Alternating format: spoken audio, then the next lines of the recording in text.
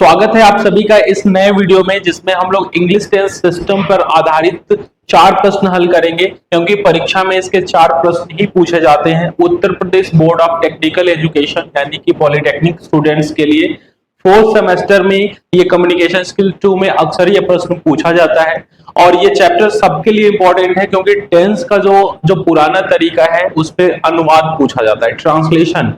लेकिन जब आप प्रतियोगी परीक्षा देते हैं तो उसमें टेक्निकल क्वेश्चन पूछा जाता है, एक शब्द आपको फिल इन द ब्लैंक्स में भरवा करके चेक कर लेते हैं वो लोग कि आपको टेंस आता है कि नहीं आता है। टेंस सबसे इंपॉर्टेंट चैप्टर है। तो चलिए हम 4 प्रश्न आपके लिए यहाँ पर लिखे हैं, ये सब पूछे हुए प्रश्न हैं। 2023 में यूपी बीडी में ये तीनों प्रश्न पूछे गए हैं और ये अगला एक इंपॉर्टेंट प्रश्न है जो हम आपको सॉल्व करके दिखाएंगे। वीडियो अंत तक देखिएगा, सभी दोस्तों को शेयर कर डालिए जो भी पॉलिटेक्निक कर रहे हैं। और अंग्रेजी सीखने का ये जो चैनल है यहाँ पर आपको free of cost spoken English का कोर्स मिलता है। आप वीडियो के साथ साथ आप चैनल के प्लेलिस्ट में जाएंगे, कंप्लीट इंग्लिश स्पीकिंग कोर्स का आप प्लेलिस्ट ज्वाइन कर लीजिए। उसमें वीडियो 2 अभी तक अपलोड हो चुकी है। 90 वीडियो लगातार देखने पर आप लोग अंग्रेजी बोलने में भी पारंगत बन सकते हैं। अंग्रेजी बोलना बिल्कुल आसान तरीके से वहां पे सिखाया गया है। तो चलिए हम लोग आते हैं अपने टॉपिक पे। सबसे पहले आपको क्या करना है, प्रश्नों पे नजर डालना है। यहाँ पे जो खाली स्थान है इसमें हमें वर्ब की फॉर्म भरनी है। तो मैं आप सभी को बता दूं कि वर्ब के 5 रूप होते हैं। वर्ब की फर्स्ट, सेकंड, थर्ड फॉर्म हर जगह बुक्स में दी गई होती हैं और चौथी और 5वीं फॉर्म भी होती है, इसे आप लोग जानते रहिए, ठीक है। तो सबसे पहले मैं आपको बता दूं कि ये जो ब्रैकेट में जितने वर्ब दिए गए हैं, ब्रैकेट में जितने वर्ब दिए गए हैं, ये इनके 5 रूप आप जानते रहेंगे तभी इस प्रश्न को हल कर पाएंगे। इसके साथ साथ आपको हेल्पिंग वर्ब कौन सी कहां लगानी है ये पता करनी है। तो चलिए मैं आपको बता दूं।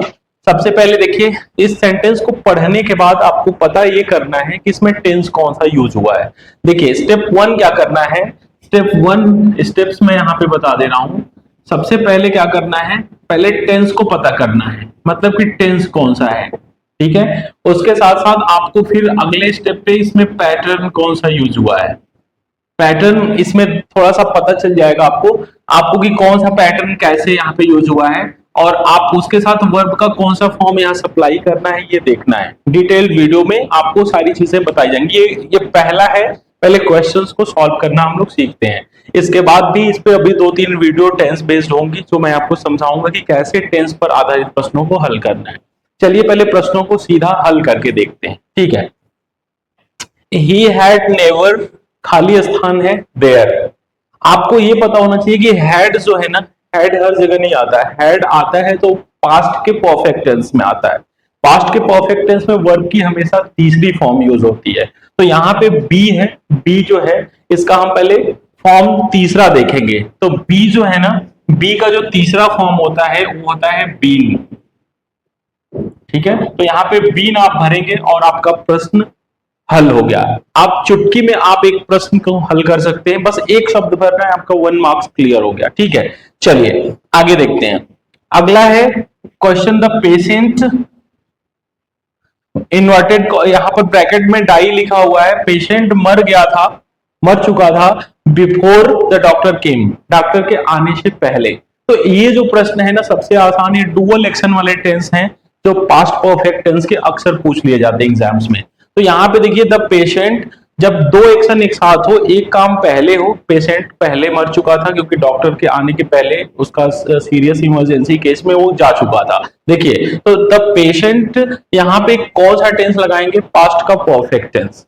और ये दूसरा जो टुकड़ा है जो बिफोर के बाद लगा है ये पास्ट का इंडेफिनिट टेंस है। कैसे पता लगा, यहाँ पर वर्ब की सेकेंड फॉर्म यूज हुई है। तो वर्ब की सेकेंड फॉर्म यानी कि पास्ट इंडेफिनिट टेंस। तो दूसरा टुकड़ा इसका पास्ट का परफेक्ट यूज होगा।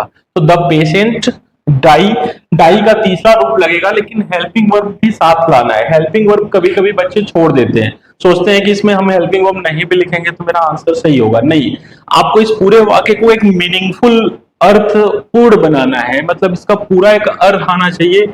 एक comma, full stop, capital, small कुछ भी नहीं छूटना चाहिए। आंसर लिखते समय आपको स्मॉल लिखना है क्योंकि ये सेंटेंस के बीच में कहीं अंडरलाइन किया गया है, ठीक है। तो यहाँ पे हमें आंसर लिखना है, the patient had died, the patient had died, ठीक है। The patient had died before the doctor केम, ठीक है। यहां पर आपका ये आंसर हो गया। सो मैं सर्कल में लिख रहा हूं, ये आपका आंसर है, ठीक है। तो चलिए तीसरा प्रश्न देखते हैं। Newton the law of gravitation, यहां पे इन्वर्टेड कॉमा में डिस्कवर लिखा है, ठीक है, लिखना भूल गया था। यहां पे डिस्कवर, न्यूटन खाली स्थान discover the law of gravitation, है ना, गुरुत्वाकर्षण का नियम जो है न्यूटन ने दिया, ठीक है। तो अगर ये मतलब उन्होंने डिस्कवर अभी रोज करते हैं कि उन्होंने किया, कहीं ना कहीं से उन्होंने किया, तो अब ये पास्ट टेंस का केस बन रहा है, ठीक है। तो डिस्कवर का जो सेकेंड फॉर्म है यहां पर, वर्ब की सेकेंड फॉर्म अप्लाई हो जाएगी। तो Newton discovered the law of gravitation, ये आपका तीसरा प्रश्न है। आपको करना कुछ नहीं है, वर्ब के फॉर्म को भरना है, वर्ब को कौन सा फॉर्म देना है, इसमें इस वाक्य को पढ़ करके आप ये पता लगाइए कि कौन सा टेंस इसमें है, कौन सी हेल्पिंग वर्ब लगनी है और कौन सा वर्ब का फॉर्म लगना है। बस 3 चीजें ध्यान रखनी है आपको। बस मेरे चैनल से जुड़ जाना है, आपको पीडीएफ पूरा मैं भेज दूंगा। पहले चार्ट टेंस का याद कर लीजिए, टेंस चार्ट अगर आपने याद कर लिया तो आप फ्रेमिंग क्वेश्चन कर पाएंगे, टेंस के भी चारों प्रश्न हल कर पाएंगे। जिनको चार्ट याद नहीं होता है उन्हीं को दिक्कत होती है। तो आप एक नजर में, आप चार्ट मैंने बना के दिया है आपको, मैं पीडीएफ कर दूंगा, आप उसे जरूर देख लीजिए। और आपको यहां पर यह ध्यान रखना है कि कौन सा टेंस यूज हुआ है। चलिए लास्ट ऑप्शन देखते हैं, डी। डॉग्स, कुत्ते, मतलब जो स्ट्रीट वाले, जो गली वाले कुत्ते होते हैं, बार्क, भौंकते हैं एट स्ट्रेंजर्स, अजनबियों पर। तो यहां पे ये देखिए, ये ऐसी घटना है जो रिपीट होती है। ऐसा नहीं है, जो चीजें, जो एक्शन वाक्य में बार बार रिपीट होता है एक रेगुलर इंटरवल पे, वहां पे प्रेजेंट का इंडेफिनिट टेंस यूज करते हैं, ठीक है। Repeated action, habitual action, universal fact, scientific truth, और ये सारी चीजें हमेशा हम प्रेजेंट इंडेफिनिट टेंस में रखते हैं, ठीक है। तो आप लोग क्या करेंगे, बार्क को या तो वर्ब की यहाँ पे फर्स्ट फॉर्म है या तो एस या एस फॉर्म ही लगती है प्रेजेंट इंडेफिनिट टेंस में। लेकिन जब देखिए ये कर्ता एक वचन है तो वर्ब में एस या एस जुड़ता है, कर्ता बहुवचन है तो वर्ब में कुछ भी नहीं जुड़ता है, वर्ब का फर्स्ट फॉर्म यूज होता है। इसको बोलते हैं subject verb agreement. Subject verb agreement के और सारे वीडियोस मैंने चैनल पे पड़े हुए हैं, आप लोग जरूर देखिएगा। तो यहाँ पे देखिए वर्ब की सेकेंड फॉर्म नहीं, एस या एस फॉर्म ना यूज होकर के वर्ब की फर्स्ट फॉर्म जो कि बेस फॉर्म है वही यूज होगी, ठीक है। तो बार्क का हमें सीधा ही बार्क रख देना है यहाँ पे, डॉग्स बार्क एट स्ट्रेंजर्स। तो आशा करता हूं कि आप सभी ने इस वीडियो को देखा और समझा है, और टेंस पर आधारित और भी वीडियोस हैं जो आपको अभी अगली क्लासेस में बताई जाएंगे। तो आप लोग चैनल से अभी जुड़ जाइए। आपके एग्जाम के पहले सभी टॉपिक को मैं अच्छे तरीके से एक्सप्लेन करके आपको देने वाला हूं। नोट्स, पीडीएफ, सारी चीजें आपको फ्री ऑफ कॉस्ट मिलने वाली है। अगर आपने टेलीग्राम चैनल ज्वाइन नहीं किया है तो डिस्क्रिप्शन में मेरा टेलीग्राम का लिंक है, उसे आप जुड़ जाइए। उसमें ढेर सारे पीडीएफ अवेलेबल हैं, और भी आपको जो चीजों की पीडीएफ नोट्स की रिक्वायरमेंट है, स्क्रीन पे विजिबल जो नंबर है उससे आप संपर्क करें। आपका जरूर संपर्क करेंगे तो आपका डॉक्टर अवनींद्र सर से जरूर बात हो जाएगा, और आप सभी को ऐसे ही इंपॉर्टेंट वीडियोस मिलते रहेंगे। चैनल को सब्सक्राइब कर लीजिए, दोस्तों को शेयर करिए। मिलते हैं अगले वीडियो में नए कॉन्सेप्ट के साथ, तब तक के लिए आप सभी को अलविदा।